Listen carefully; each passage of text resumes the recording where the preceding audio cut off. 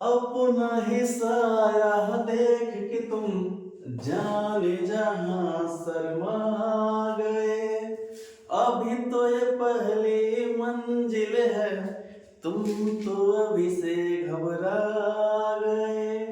मेरा क्या होगा सोचो तो जरा,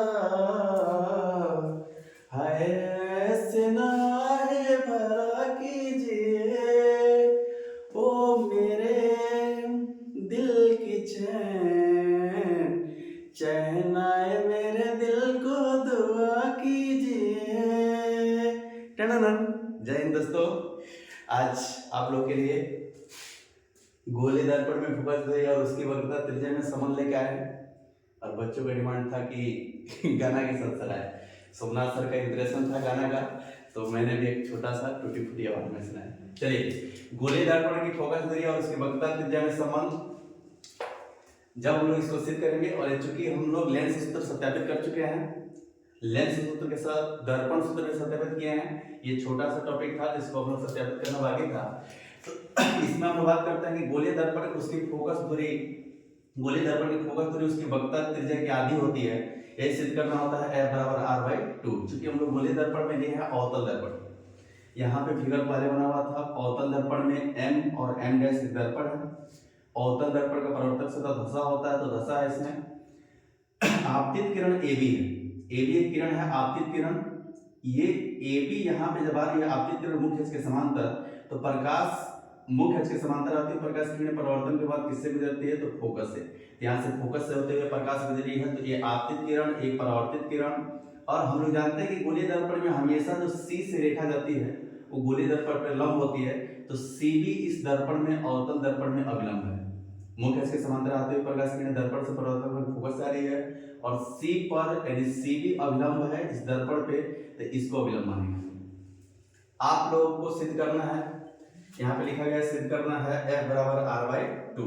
ये भी कह सकते हैं कि R बराबर F यानी 2F। ये दोनों क्वेश्चन पूछने का तरीका क्या होता है, तो कहता है कि किसी गोलीय दर्पण में सिद्ध करके किसी गोलीय दर्पण में उसकी फोकस दूरी उसकी वक्रता त्रिज्या की आधी होती है, या करके ऐसे पूछता है कि सिद्ध करके किसी गोलीय दर्पण की वक्रता त्रिज्या उसकी फोकस दूरी के दुगुनी होती है।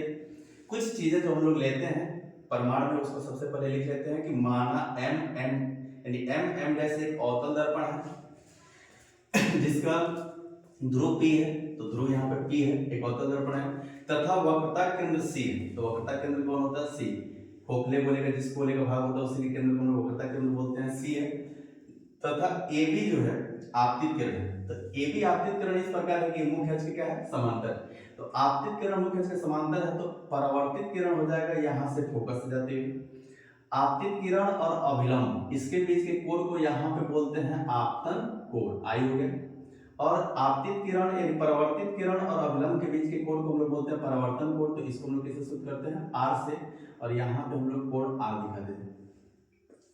एक चीज और देखिए कि इसमें आपतित किरण मुख्य अक्ष के समांतर है, तो ये रेखा और ये रेखा जब समांतर है तो ये कोण और ये कोण भी आपस में बराबर होगा।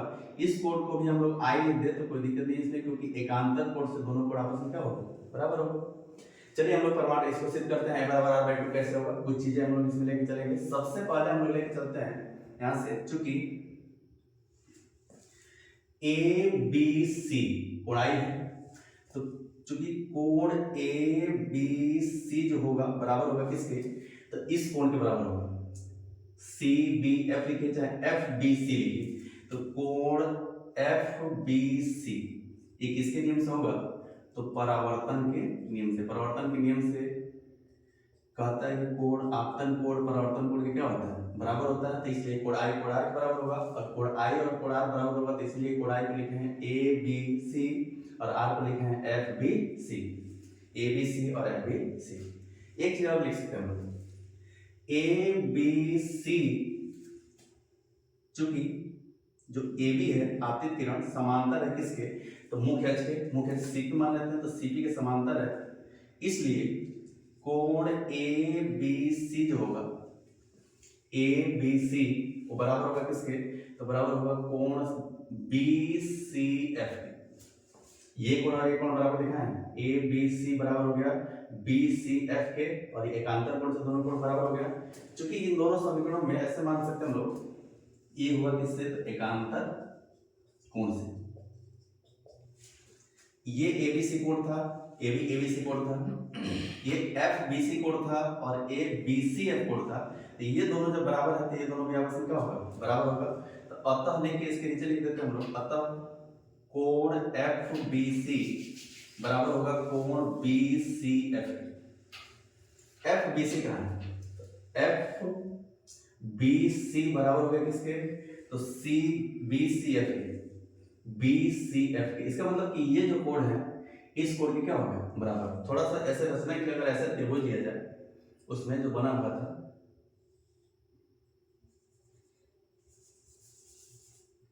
ऐसे त्रिभुज ले लेते हम लोग।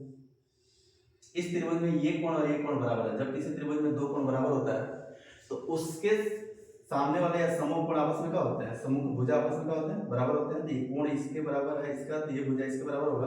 तो उस त्रिभुज में चलिए कौन किसके बराबर हो जाएगा, तो यहां से एक समीकरण दिएगा। सबसे पहले लिखेंगे हम लोग त्रिभुज, नाम उसका सी बी एफ में दो भुजा यानी दो कोण बराबर है।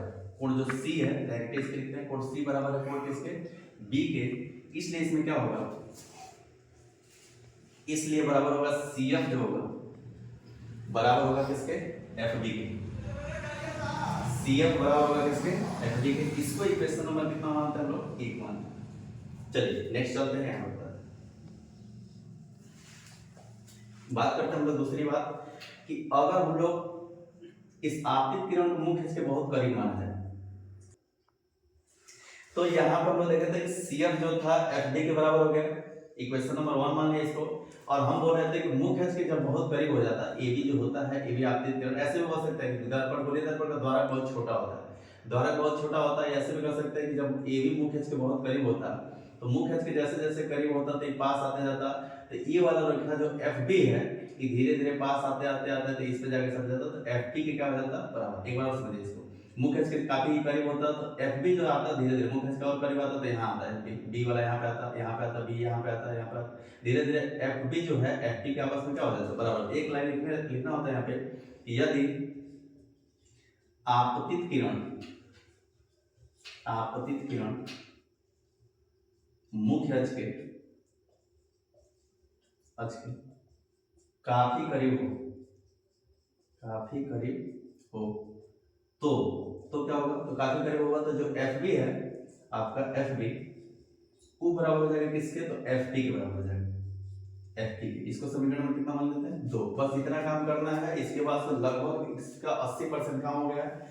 आपको पता होगा, यहाँ से थोड़ा समझा देते हैं कि अगर सी से लेके पी तक की दूरी देखा जाए तो इसको हम लोग वक्रता त्रिज्या बोलते हैं। सी से लेके पी तक की दूरी को वक्रता त्रिज्या को हम लोग किससे सूचित करते हैं, कैपिटल आर से।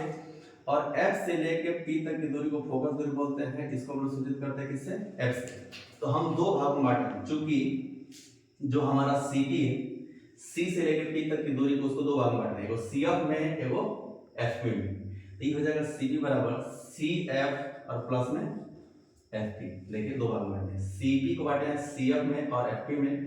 तो सी एफ को और एफ पी को दोनों चीजों में एक चीज चेंज करना है, सी पी को सी पी रहने देते हैं, सी एफ यहाँ पे देखिए सी एफ बराबर क्या है, एफ बी है।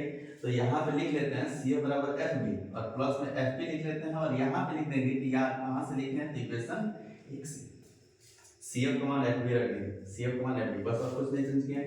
सी पी को सी पी रहने देते हैं बराबर में, एफ बी है तो एफ बी को एफ बी रहने देते, सॉरी एफ बी को भी चेंज कर लेते हैं। और एफ बी का मान यहाँ पे दिया गया है समीकरण 2 में एफ पी, तो एफ बी की जगह पे हम लोग रख लेते हैं एफ पी और प्लस में क्या लिख देते हैं एफ पी।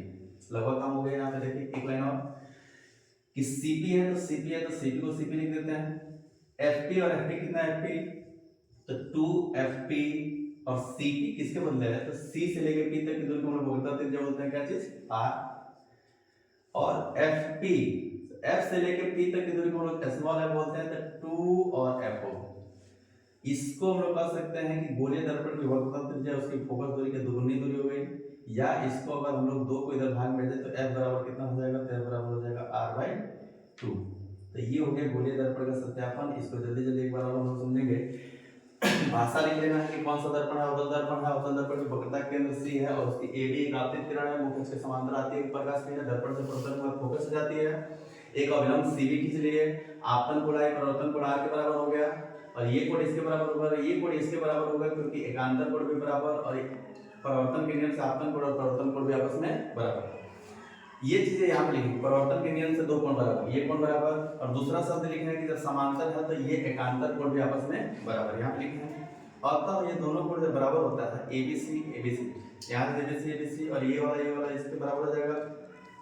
बराबर दिखाते हैं इसके भुज में, ये कोण इसके बराबर जैसे दिखा है तो ये भुजा इसके बराबर दिखा दिए, तो भुजा दिखा दिए बराबर, तो इसको इक्वेशन नंबर कितना माने हैं 1। फिर से क्या कहते हैं कि दूसरा बस ये मानना है कि मुख्य इसके बहुत करीब होता तब जो FB है, यदि मुख्य इसके बहुत काफी करीब होता आपकी किरण तो FB जो है FP के बराबर हो जाता है, FP के बराबर हो गया, इसको इक्वेशन नंबर 2 मानना है। अब कुछ नहीं करना, C से लेके P तक की दूरी, C से लेके P तक की दूरी को दो भाग में बांट दिए, CF तो CF, FP तो FP और CF का मान यहाँ से लिखिए, CF का मान FB तो CF का मान FB रख दिए इक्वेशन 1 से, और यहाँ पे एक लाइन और लिख सकते हैं, FB हो गया, CP को CP उतार रहे हैं, FB को भी चेंज कर दिए, FB का मान FP लिख दिया, समीकरण कहाँ से 2 से, यहाँ पे लिख लीजिएगा आप लोग 2 से, ठीक है। चलिए इसका मतलब FP और FP 2 हो जाएगा तो CP CP है और FP FP 2 FP हो गया, और CP किसका है तो C से लेके P तक की दूरी को R बोलते हैं तो R हो जाएगा, और 2 FP तो F से लेके P तक की दूरी को हम लोग क्या बोलते हैं F बोलते हैं, तो R बराबर 2F पे यानी फोकस उसकी वक्रता त्रिज्या फोकस दूरी की दुगुनी या उसकी फोकस दूरी उसकी वक्रता त्रिज्या की आधी होती है, और यही हो गया प्रूफ। ठीक, चलिए बहुत बहुत धन्यवाद आप लोगों को।